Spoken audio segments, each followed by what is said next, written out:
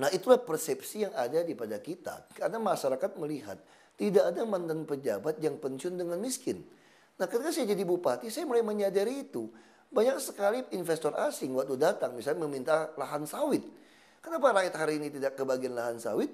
Ketika saya memberikan izin 20.000 hektar, si investor berani menanam untuk saya 10%, berarti ada 2.000 hektar, untuk menjadi milik saya secara pribadi. Bayangkan begitu saya pensiun, setelah 5 tahun, 10 tahun, sawit saya sedang panen-panennya. Saya bisa dapat miliaran satu bulan. Lalu izin, saya masih ingat ada pejabat bilang sama saya, bukankah Bapak memakai uang untuk masuk sebagai bupati? Bapak tahu nggak, pengusaha-pengusaha itu, begitu dapat izin Bapak, mereka bisa jual miliaran sampai puluhan miliar atas izin konsesi tambang atau kebun ini. Apa salahnya kalau kita minta 2 miliar atau 1 miliar untuk setiap izin yang kita tanda tangan? Nah, saya katakan belum lagi kepala dinas mengatakan ada komisi, Pak. Dari setiap proyek itu, Pak. Bapak bisa dapat komisi. Bayangkan kalau di komisinya sampai 10%, 5% saja. Kalau ada proyek yang 200 miliar, satu tahun, saya mempunyai 10 miliar dari uang komisi itu. Nah, saya katakan ini sebuah godaan-godaan yang sangat bahaya. Saya bisa katakan, saya di bawah sumpah di hadapan Tuhan yang maha mengetahui. Saya katakan, ini yang persoalan buat saya. Saya sudah disumpah tidak boleh terima apapun juga. Yang dapat diduga ada hubungan langsung tidak langsung dengan jabatan saya. Nah, saya katakan pada pejabat yang menawarkan saya seperti itu, jangan lupa saya ini pengusaha. Kalau saya pengusaha, untuk apa ngemis sama pengusaha untuk izin? Saya kuasai saja semua sumber daya alam tambang. Nah, ini yang paling bahaya. Kalau pejabat bupati, wali kota sudah berpikir menjadi pengusaha, memanfaatkan kekuasaan dia.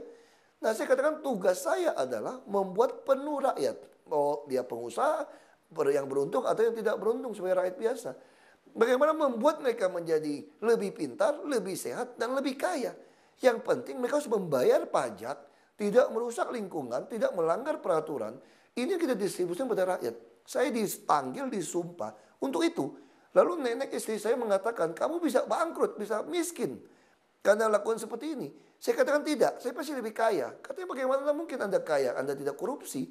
Saya katakan saya kan kaya, kenapa? Kalau dulu saya lihat orang miskin tidak bisa sekolah, tidak bisa berobat, saya pakai uang dompet saya. Saya pergi melayani orang dengan mobil saya. Ketika saya jadi pejabat, saya tidak pernah tahu apa itu uang bensin, uang rakyat yang membayari saya. Saya hanya mendistribusikan uang itu kepada rakyat. Jadi saya untung.